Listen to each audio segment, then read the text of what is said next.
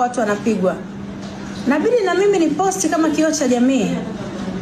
Tofautisha ya kumposti rais na kuposti uonevu wanaofanywa wananchi ni vitu viwili tofauti. Mimi sio mnafiki. Afu mimi siwezi kuona kitu kibaya nikakikalia macho, yani kakalikalia kimya. No, siwezi kukaa kimya hata siku hii.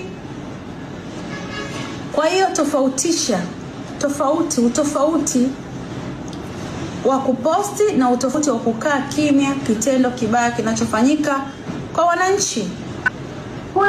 Mimi sio mwanasiasa, mimi sina chama na sitaki.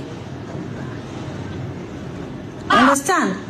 Kwa hiyo nitaposti ninachokiona kina haki ya kupostiwa.